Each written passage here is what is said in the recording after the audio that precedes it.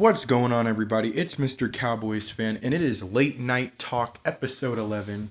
So, I was doing a little bit of, chilling. I was doing a little bit of chilling, lollygagging a little bit.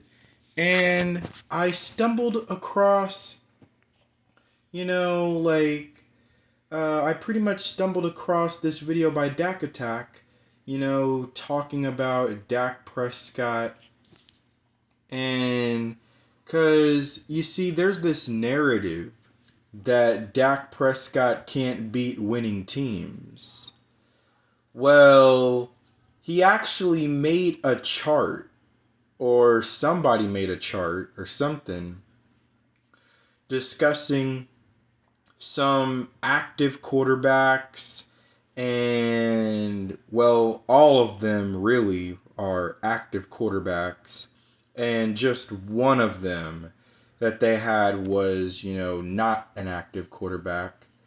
And that was Tom Brady. But either way, so basically they did a chart of quarterbacks' win-loss records against winning teams. And I'm like, I want to look at this real quick. Because, it's very exhausting hearing people say this narrative that Dak can't beat winning teams. And, I didn't list them all. I just listed most of them. And more importantly, most of them that played a decent amount of games. And not really win-loss record, but win percentage. Disclaimer. Not win-loss record, but win percentage is what I'm going off of. And Aaron Rodgers, over the course of his career, has a .483 win percentage against teams with winning records.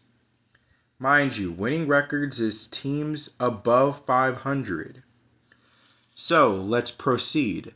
Then, there's Kirk Cousins, He has a .246 win percentage.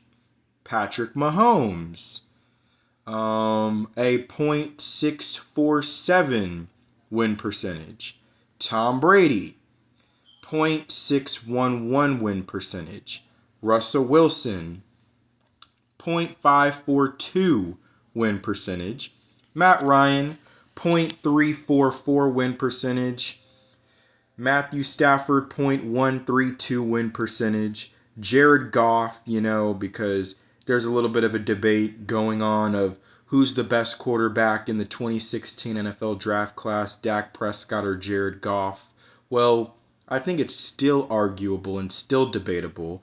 But the fact of the matter is, Jared Goff has a .451 win percentage against teams with a winning record, and which is why I will get to Dak here in a second after I run through all the rest of these quarterbacks before I get to him.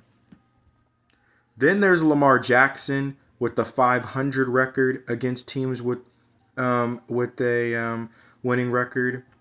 Josh Allen, the same. Deshaun Watson, .269 win percentage. And then, this wasn't on the list, this wasn't on the chart. I had to take a deep dive look and do a little bit more searching, because this was a quarterback that I actually was curious to see what his record was against teams with winning records. And that is Peyton Manning with, can you believe it, a .375 win percentage against teams with winning records. And let me now discuss, last but certainly not least, Dak Prescott. Dak Prescott, over his career against teams with winning records, has a winning percentage of .468. That is right, ladies and gentlemen. 0.468.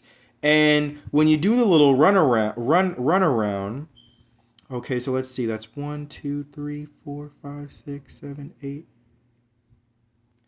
Okay, so I did the little runaround, and from my knowledge of what I saw, Patrick Mahomes is first, Tom Brady is second. I'm ranking all 13 of these quarterbacks by their win percentages. Tom Brady is second. Russell Wilson is third. Lamar Jackson and Josh Allen are tied for fourth. Aaron Rodgers is at fifth. And guess who? Just take a guess. And, see who is at sixth out of these 13 quarterbacks. Guess who's at sixth? DAK mother flippin' DAK. Shoot. I tried to make that sound cool. DAK mother flippin' Prescott. Dak Prescott, ladies and gentlemen, ranks sixth among these 13 quarterbacks in win percentages. Now, I was very, very shocked to see that Peyton Manning actually had one of the lowest win percentages on here. Not the lowest, absolutely not, but one of the lowest. Obviously, there's quarterbacks like Kirk Cousins, Matthew Stafford, and, Deshaun Watson, who've had way worse win percentages in their careers. But either way, that's just kind of the runaround for some of you guys as far as Dak Prescott and how he does against winning teams. And look, Dak Attack kind of discussed it. The fact of the matter is, unless you are a Patrick Mahomes or a Tom Brady, it's very rare that you're going to find a quarterback that just knows how to beat teams with winning records more than half the time. Like, it's very rare that you're going to find some that know how to beat winning teams most of the time. All right? Most of these quarterbacks, as you saw, their records are below 500. Even the great Aaron Rodgers, his win percentage against teams with winning records is below 500. So make no mistake about it. It's hard. It's tough to beat teams with winning records, But, don't make it seem like Dak Prescott just doesn't know how to beat teams with winning records at all. All right, we're not going to do that. And when you look at it, some of his biggest wins of his career came against teams obviously with winning records and even teams that were really good. When you go back to his rookie season, probably his biggest win of the year was, in my opinion at least, probably his biggest win of the year was in Pittsburgh, week 10 of the 2016 season, when he got into a little bit of an offensive shootout with the great Big Ben Roethlisberger. Now, I never went, to see what Ben Roethlisberger's record is against teams with winning records, what his winning percentage is. But, that's a story for another day. The fact of the matter is, Dak Prescott is playing a veteran at the position. He is duking it out with a quarterback who is a veteran at the position, who obviously is going to be a Hall of Famer. And he's going toe-to-toe with Ben Roethlisberger and, wound up coming up big on a game-winning drive. Yes, I know people are going to remember Ezekiel Elliott for being the one who ran for the touchdown. But the fact of the matter is, we were already in field goal range. And you can thank Dak Prescott for that, for being calm and poised. And he engineered the team into field goal range to set us up in that position. So we won the game 35-30. And that was against a Pittsburgh team that would eventually find themselves in the AFC Championship game later on that season, where they would unfortunately get smashed by the eventual Super Bowl champion New England Patriots. But, it is what it is. That was probably his biggest win, in my opinion. And then, of course, in the playoffs, you really, more often than not, have no choice but to beat a team with a winning record, except for, of course, the one against Tom Brady in his retirement home, game basically to close his career out, where the Bucs were 8-9. But I mean, let's be honest here. If the Bucs would have played their starters in the regular season finale against the Falcons, with Tom Brady in them, they would have won that game easily and would have finished with a 9-8 record, which would have technically been considered a winning record. But that's neither here nor there. Either way, more often than not, when you get to the playoffs, you're gonna face teams with winning records. There's no escaping it. So, in his first career playoff win, he got it over Russell Wilson, the aforementioned Russell Wilson, with the .542 winning percentage against winning teams. Got to give him credit for something. But, yeah, Dak Prescott, waiting for Russell Wilson to come to town, all right, in the wild card round. And Dak handled business.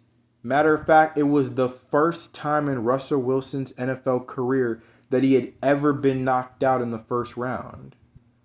It was the first time in his career that he had a first round exit. So, it was very, special to see that Dak Prescott was the one to give him that first one. But that was obviously a big game. It was his first career playoff win. He got that monkey off his back.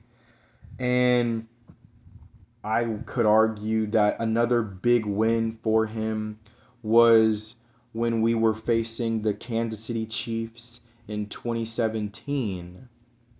In 2017, his sophomore year, we were facing the Kansas City Chiefs. They were 6-2 at the time. Pretty good record. Really good record. And albeit we were at home, still got to deal with Kansas City. And obviously this wouldn't be the Patrick Mahomes-led Kansas City Chiefs. This was Alex Smith. But, we're not going to sit here and sleep on that team. Sleep on Alex Smith, So they had a pretty, dang good record. And Dak Prescott said 6-2. No problem. And he handled business. Even off of Ezekiel Elliott not having his best rushing performance, 27 carries for 93 yards. That averages out to 3.4 yards per carry. So, Zeke didn't have his best day. So it was up to Dak Prescott, to win the game with his arm and beat the Chiefs with his arm, which he did. So that was a big win for him. And, another big win by him, I felt like, without a doubt, people don't give him enough credit for, was in 2018 on Thursday night. against the red hot Drew Brees led New Orleans Saints. They had won 10 in a row at that point. They were the hottest team in football. A lot of people were high on them, talking about their offense, talking about this, talking about that. Alvin Kamara this, Alvin Kamara that. And oh, they just came off of a game against the Bengals where they scored 51 points. The Bengals. So, and this wasn't the Bengals of today. No, this was the Bengals in 2018. So, either way, yeah, I feel like almost all of America, except for Dallas Cowboy fans, there might have even been quite a bit of Cowboy fans who probably felt like we're not going to win this game. But I was confident that we could come out and win that game. And obviously the team was. Dak Prescott went out there. He was a showman. Well, maybe not a showman, but he did what he had to do. He managed the game, and we wound up upsetting the 10-1 New Orleans Saints, and we made them 10-2. They wound up, of course, going to the NFC Championship game later on that season, where they may or may not have gotten hosed by a non-call that wasn't made, in that game. But, that's neither here nor there. But that was a big win for Dak. Another big win for him was when he finally was able to beat Jared Goff and the Rams, the defending NFC champions. We weren't looking too good. We weren't looking too hot, riding on a 3-game losing streak, and we looked just about done. And the Rams were coming to town. It's late in the year. We're reeling. The Rams are just trying to, fight and get into make a push for the playoffs.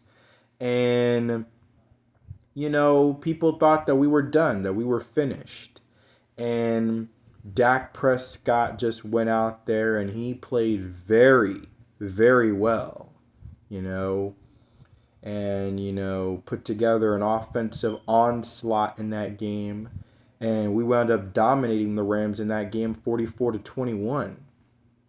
So, unfortunately, it was all, ended the very next week against the Eagles. But I'm just saying that was a big win. That was a big win, being able to, because we hadn't beaten a team above 500 yet that season. And against a pretty good Rams team, able to, embarrass them the way we did, I thought was pretty, I thought that was, pretty, good what Dak did there. And another big win that he, was able to snag was a win in overtime against the New England Patriots, a team who would eventually end up going to the playoffs that year, with one of the top defenses in the NFL, and Dak threw for 445 and 3 touchdowns on them. And we won that game in overtime 35-29. Now, it was bittersweet because on the final play, Dak would wind up straining his calf. But either way, that was a big win for him. But yes, and I felt like another big win, a huge win that he got that not very many people, talk about. So we were just coming off of a heartbreaking overtime loss to the Green Bay Packers. And unfortunately, we blew a 2-touchdown lead in the fourth quarter. And Aaron Rodgers just did Aaron Rodgers things on us, unfortunately. Well, we were now playing the Minnesota Vikings, led by Kirk Cousins, Justin Jefferson, and those guys. They're coming off a huge win over the Buffalo Bills, and basically the game of the year. They're coming off of that huge win, and people are like, and they only had one loss to their resume. And I know a lot of people were thinking to themselves, uh-oh, Cowboys have a problem. Well, against a Vikings team, who they hadn't lost at home all year long. And we went up into Skulltown and we absolutely embarrassed Kirk Cousins and the Minnesota Vikings. Trayvon Diggs shut down Justin Jefferson, but I mean that's the defensive side. What Dak did was pretty good himself. Throwing for around 300 yards, 2 touchdowns, no picks. He was a virtuoso in that game, including dropping an absolute rainbow of a dime to Tony Pollard that, in my opinion, basically about broke the Minnesota Vikings' backs at that point. But either way, yeah, came out with a dominating win over the Vikings in that game, 40-3. It was, believe it or not, out of all the blowout losses that they took that year, it was by far their worst loss of the year. And it was at home. So yeah, people don't really give Dak too much credit for that win. Speaking of big wins, later on that season,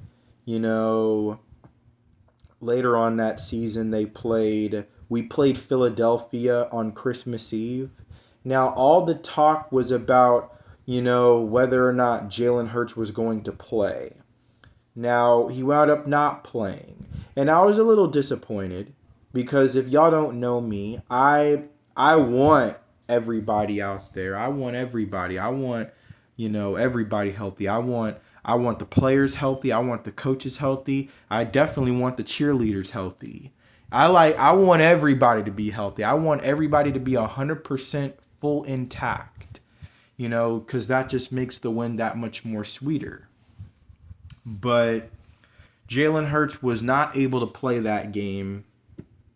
But what I saw with my eyes was Dak Prescott threw for 315 yards, 3 touchdown passes, put up 40 on that Eagles defense's head. And mind you, the Philadelphia Eagles defense that year was the number 2 ranked defensive unit in the NFL. They had the number 1 pass defense, number 1 in sacks. They were number 1 in almost everything in defensive categories. So that has nothing to do with Jalen Hurts not playing. That has everything to do with the Eagles defense. And Dak Prescott just went out there and did surgery on that defense and came up clutch, of course, in the end. In a wild game where, unfortunately, our defense just went out there and played pretty awful against Gardner Minshew. Gave up 34 points. He threw for 355 yards passing on us. So Dak had to play as well as he did in that game because the defense was just not playing very well. So, that was a pretty big win for him. Just kind of going out there and letting people know that he can play very well against a great defense. He did that even later on that year in the playoffs against a top 10 defensive unit in the Tampa Bay Buccaneers, doing surgery on them. I mean, do I even need to, explain anymore? I mean, got a big win over the Detroit Lions late in the season. Hey. You can say what you want about what happened at the end of that game, but at the end of the day, that's not my quarterback's problem. That's not my quarterback's problem. He did what he had to do. He threw for 345 yards, a couple touchdowns, including one of them where he had to pull a rabbit out of the hat. Getting out of I still don't know how he got out of there. And then he just threw a bomb down the field to CeeDee Lamb for a touchdown. So that was awesome. Doing his little Tony Romo against JJ Watt impersonation. But yeah. And then Dak Prescott, of course, put together a clutch late fourth quarter game winning drive when he threw a strike to Brandon Cooks in the end zone. We took the lead and we never relinquished it. So at the end of the day, what happened at the end of that game, that's not Dak Prescott's problem. He did what he had to do, and it happened to be enough. And that's against a really good Detroit Lions team who made it to the NFC Championship game. So that was a special win for him in that regard. My point is, though, here is that, can we all just sit here and stop ignoring some of the facts here and acting like Dak Prescott is not a top 5, top 6 quarterback in the NFL?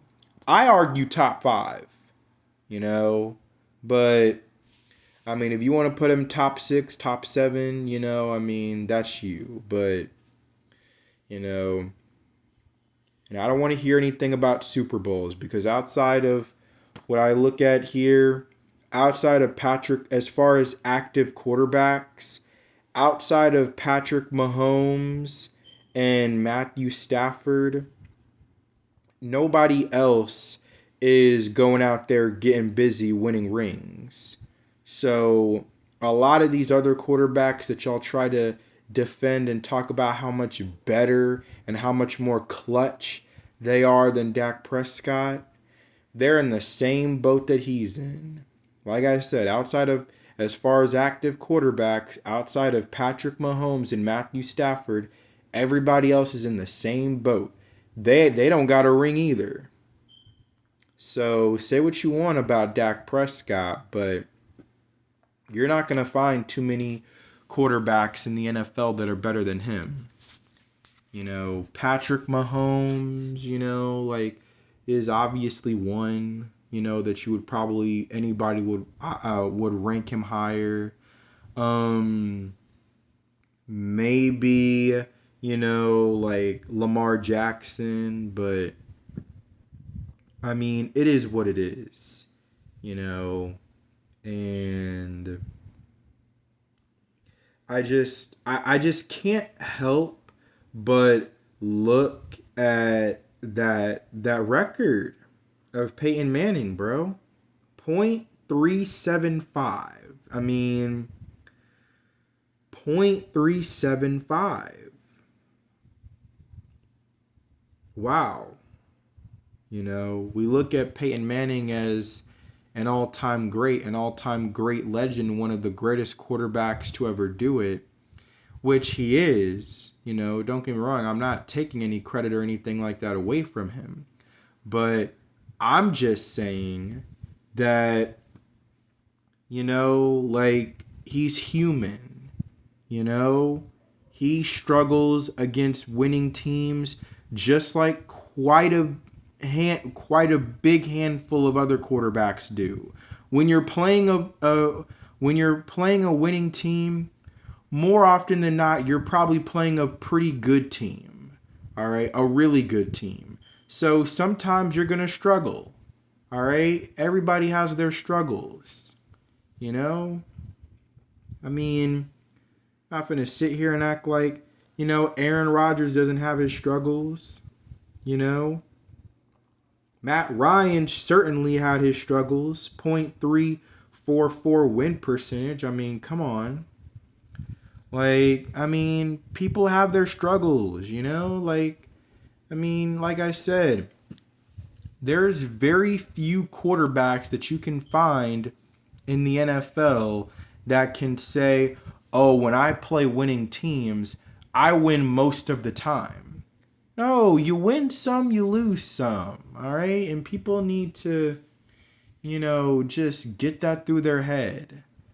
So, this narrative that Dak can't. Can we shut up this narrative that Dak can't beat winning teams? All right. First of all, I just gave you the runaround on where he ranks and where he stands, above all the rest as far as his win percentage. All right, including all-time greats, legends. All right, I just gave you that, and then I gave you some of his biggest wins of his career, one by one throughout his career. I mean, can we get rid of this narrative? Can we get rid of this narrative that he can't beat winning teams? Because he can. All right? We're not dumb. We're not stupid. All right? Come on, people. We're all better than this. We should all be better than this. So, basically to close, yeah, DAK Attack made a video earlier today. I went through it, saw some pretty intriguing things as far as, quarterbacks and their win percentages against teams with winning records. And Dak, believe it or not, he's up there. He's up there, 6 out of 13. That sounds pretty good to me. That's not too bad. Especially when it's higher than even guys like Peyton Manning, and Jared Goff, but it is what it is, Let me know y'all's thoughts and opinions on all of this, but, as always, that I need to, remember to say, leave a like and subscribe. And, to all my audience and to all of Cowboys Nation, this is a Late Night Talk, episode 11, and we are out.